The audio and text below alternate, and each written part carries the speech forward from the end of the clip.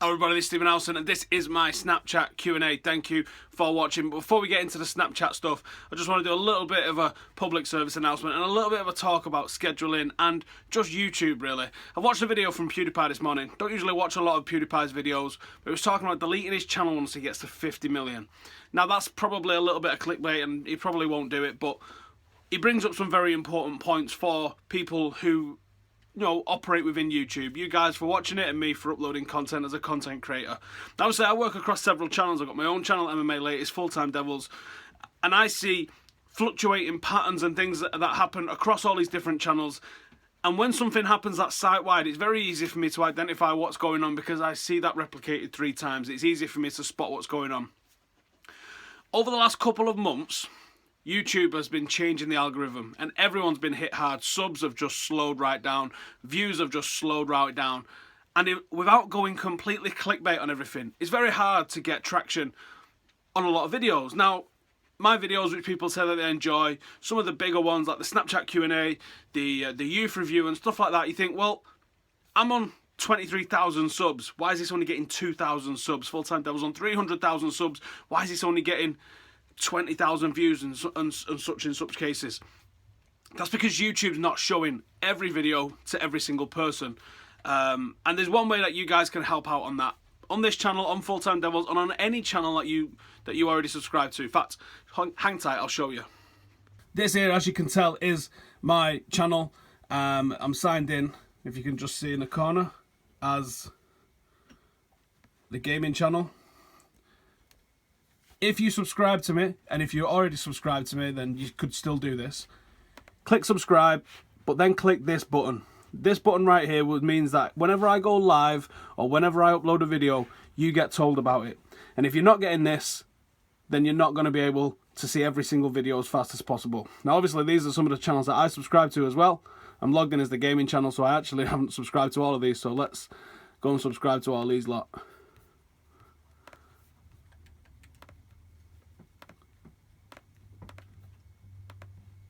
Sorted. Then if you subscribe to me, hit that subscribe button and then hit this bell button right here and say send me all notifications for this channel. Hit save. That's going to make an absolutely massive difference. So if you've gone and done that, thank you. That is awesome. Because in my eyes, every single video should be getting at least half of the people that subscribe to you. Otherwise, what is the point in subscribing? The videos that I watch, the channels that I will watch every single channel that I upload, at least. So that's why I subscribe to them. So if you do subscribe to me, obviously I appreciate that, but I think if you do subscribe to a channel, that's how you show that you subscribe to a channel, is by watching the content that they create. And talking about the content that channels create, I upload onto my Reddit every week an upload schedule, usually week commencing Monday the whatever. And I try and stick to that schedule, and sometimes I find that incredibly difficult. Now, it's not done on purpose. Some people have a bit of a moan, but you know what? It's free content. I would put the content out there if I could. And if I can't, there is a reason why I can't. And it's usually family, work, something like that has got in the way of it. I upload a lot of content every week, or I try to upload a lot of content every week. The same's going to happen next week. I'm going to be looking to put out a shitload of content before we get into the Snapchat. So next week, if you check it out on Reddit, /Howson, Monday is probably going to be the retro gaming. I need to record those. I'm a couple behind, but Monday we'll definitely get one out. Tuesday will be a transfer talk. They're pretty easy for me to do. They don't require a lot of editing, so we'll get one of those out. Wednesday, I definitely want to get a football manager out for you. I want to create a team, Manchester FC, with the gorilla logo as the team thing, and we will play in black. And that's going to be something where we probably create a club and start in the bottom division, I reckon. Also on Wednesday, I would expect a FIFA career mode, a journey mode to come out if possible. Thursday we're going to have the youth review, and there will also be a post-match review, as well as the podcast. So on Thursday there might be 3 videos coming out. Friday will be the Snapchat Q&A.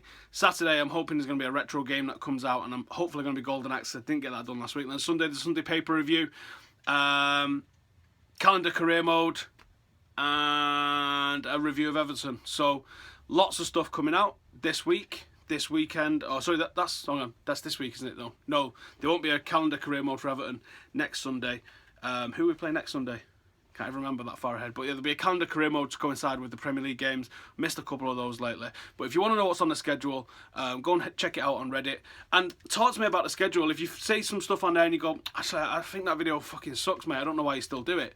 Then let me know. All that feedback's important to me, because if you guys don't enjoy the videos that's getting put out, then I'm just not going to make them. It's as simple as that. I only make these videos for you guys. So let me know, either in the comments of this one or head over to Reddit, where there's a couple of hundred people on there now, and you'll also find information about the competitions that's going on. So dive into Reddit. Let's get stuck into this. Only the first 20 questions that come in we are answering. So let's get cracking. That was the first one. Mohammed Patel 1 was the first question in. Views on Memphis not starting against West Ham. Not a shock to me. As I was getting the word last week that he's more than likely going to be joining Everton on a transfer in January. We might have already seen the last of him, in all honesty. Jared27 Clark. If Bailly goes to the African Cup of Nations, do you think United will bring in a replacement in January? The papers seem to think that we are doing regardless. And I'd be a bit disappointed with him himself if he gets fit and goes to the African Cup of Nations after he's missed more than half of the time that he's been at Manchester United. That's kind of ridiculous, and that's one of the reasons why Sir Alex Ferguson was always reluctant to bring in African players, because of that stupid competition. Why it can't be in line with every other competition around the world, I don't know. Callum Chapman 6 says, where do you think we'll finish in the table and can we win a cup? I would happily take finishing inside the top 3 or the top 4 at the expense of a cup this season. Now, that's not something that you want to replicate season upon season, but I think that's very important for us this season. Forget the cups. We've got to do something in the league, especially as teams are dropping points all around us, as we've seen with City and Chelsea today. Sean 44 MUFC says, if Chelsea City drop enough points, will United win the league? Ultimately, yeah, if they drop enough, but Christ, you're talking about a hell of a lot of points needing to be dropped before that's going to happen. I think the league's looking very, very unlikely now, but if we go on a run, which we are capable of going on a run of 10 wins. If we go on a run of 10 wins, that's going to put us probably in the top 2, isn't it? And if it could be the top 1, who knows? S Bennett 783 says, best Ronaldo Cantona, keep one, loan one, sell one. I hate these. Why can't we just have them all? We had them all. We're having them all. Deck Play Dirty says, do I see Marshall, Mkhitaryan and Zlatan a solid partnership? Oh, hang on, missed that one. Do I see them three forming a solid front three partnership? 3 entirely different footballers. Yeah, I think I could see those forming a partnership, to be honest. But then I also think at the same time, Juan Mata's stats speak for themselves, what he's done at the club since he joined. As an attacking midfielder, often played out of position, more or less on the right-hand side. There needs to be a place found for him. And this is an interesting conundrum that we've got. And I'd rather have this conundrum than be going like, who the hell do we play there because we haven't got anyone?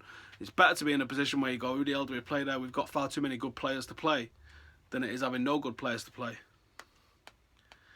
How many was that? That's 1, 2, 3, 4, 5. Number 6, Kevin G. What's my ideal January signing? I'm not sure we need anyone. How about that? I don't really think that we need anybody. I think we need to just find a rhythm and a style of play and a decent, couple of starting 11s, a variation on a starting 11, and then just go with it. That's the consistency we need. If someone else comes in, they're going to need time to bed in. They're going to upset the apple cart a little bit in terms of the squad. So I think a new signing isn't needed. We just need a little bit of luck and a little bit of consistency, and we'll be absolutely fine. Number 7, G Westwood 22 says, opinion on Shaw's performance lately. They've not been good enough. That's the top and bottom of it. They've just not been good enough. And if you look around the squad, the newspapers are writing up that Shaw thinks that he's been disrespected over a grudge because Mourinho tried to sign him at Chelsea. Well, why would he have a grudge? He's now got him. That doesn't make any sense to me. And it probably isn't Luke Shaw that's coming out and saying that. It's probably the agent of Luke Shaw. I'm pretty certain it's the agent of Luke Shaw that's coming out and saying these things, sort of trying to deflect and defend his client. But if you look what Mourinho has done, he's virtually slagged every single player publicly in that team, including Wayne Rooney, except for his own signings. But even Mkhitaryan, who is one of his own signings, has got a little bit of a slagging. Every single player has been tested, I think. This is what Mourinho's doing, in my eyes. He's testing those players. Anthony Marshall says that he wasn't good enough, says that he maybe doesn't suit his system, drops him out of the side completely for a couple of games, brings him back into the side, looks fantastic, scores a couple of goals. No coincidence. Wayne Rooney takes him out of the squad in the Manchester derby. Was it the Manchester derby he dropped him for?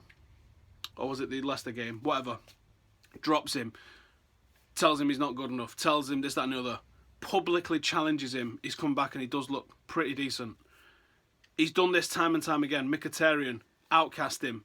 Schweinsteiger outcast him. Publicly challenged him. Brought them back in. Looked great.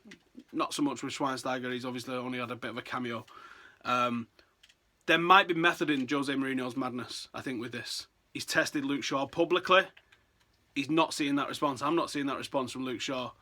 Interesting to see what actually happens with Luke Shaw, how he responds to this. I think he's still recovering from the leg break. He didn't fully recover from the leg break, then he picked up another niggle, which happens when you're recovering from something like a leg break. He's still not hit the form that he hit last year. Not sure it's a confidence thing, might just be an entirely physical thing. Luke Shaw has definitely got the ability to do it. He is undoubtedly world-class potential left-back. He's just got to persevere, get his head down, tell his agent, shut the fuck up and get on with it. If not, there are players that can come and take his place, either in the squad or in the academy. Number 8, Tom Alvarez 9. Who do I think should lead the 18s attack as our number 9 for the Youth Cup and the league? But we had a decent game today for the under 18s. He's probably technically a little bit better than Burkhardt. Burkhardt's very aggressive, like a defensive forward in a Tevez sort of style, where he doesn't give the defenders any sort of time. He's just pure 100% graft, but I think... and he's supposedly a great finisher. I've not really seen that from him this year because he's not really had the opportunities to do that. Out of the two, I don't know who the best finisher is between him and Bowie. For today's game, the team I wanted to see would have had Chong up front as a centre forward, with Gribbin on the right, Boonen on the left, and Gomez in the hole. We didn't see that. We saw Bowie lead the line. I don't know. I don't think they've definitely found the perfect number 9 for that team just yet. We shall see. Number 9, Philly 18 says, Thiago Silva at United. No thanks. Flyboy Felix says, can we win the Champions League again in the next 4 years? We absolutely can. Obviously, saying that we would is premature. We've got to get into the competition before we can talk about winning it. Number 11, Connor 69.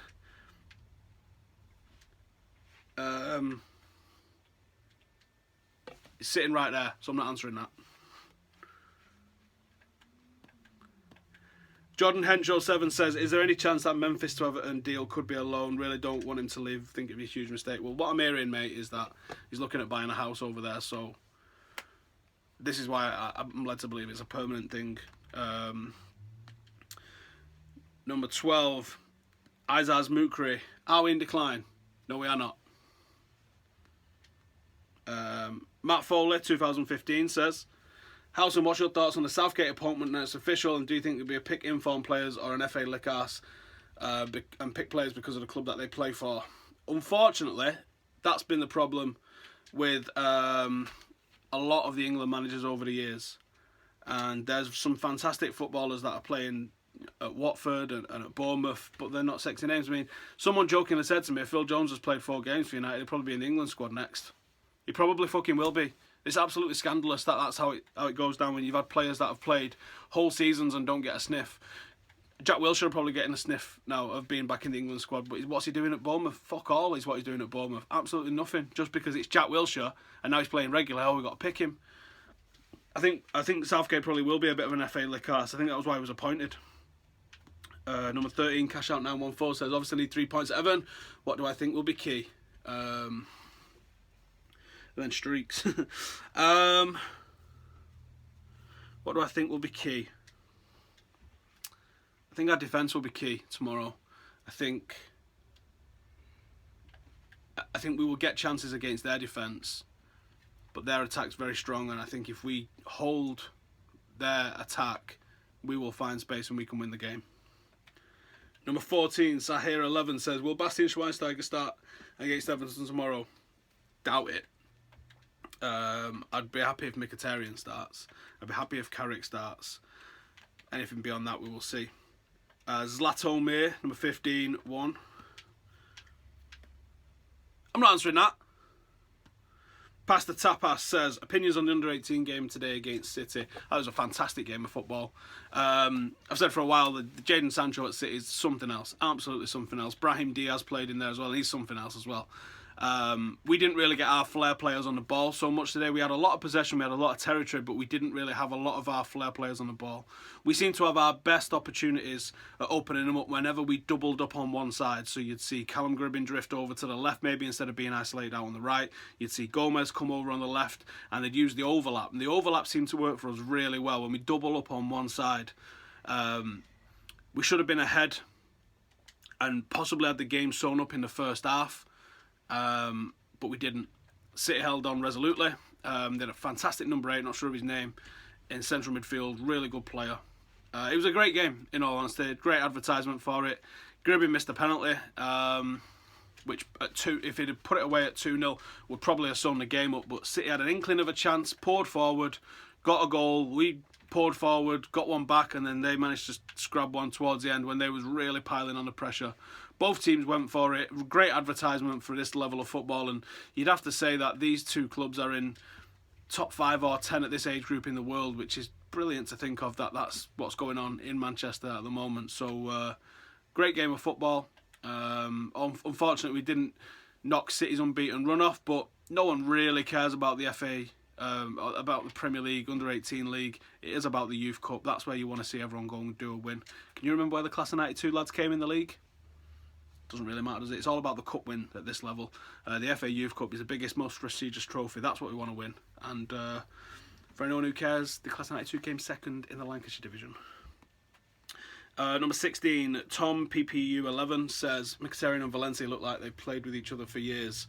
They probably played together quite a bit in training. But yeah, Valencia's on fire this season, isn't he? I mean, he's not technically the best right back, but we don't generally get put under pressure as much as some teams. So the role of a right back at Manchester United is largely an attacking one. And are you quick enough to get back and cover? Well, obviously Tony Valencia is quick enough to get back and cover and get himself in the way.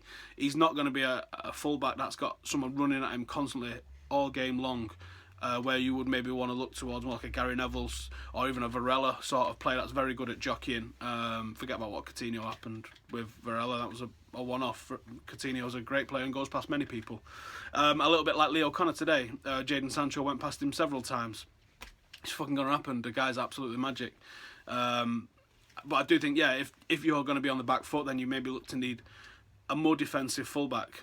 We're largely on the forward foot all the time. Valencia is almost like a wing back, isn't he? He's almost like a right mid. If you look at his average position, it's in line with the rest of the midfield, but he's quick enough to get back, make tackles, and cover from that right hand side. So Tony Valencia is absolutely smashing it. I couldn't be more happy.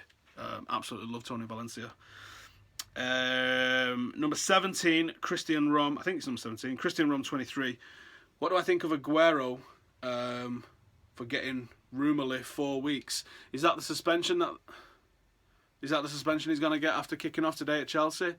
That could affect City's season in a really negative way, because he's a wonderful footballer. He's their best player by far. Loves a December off though. J Dodger 737 says, worst player I've seen play at Old Trafford. Jermaine Pennant? Or do you mean a United player? I don't know, Jermaine Pennant. I'm just being probably a bit harsh.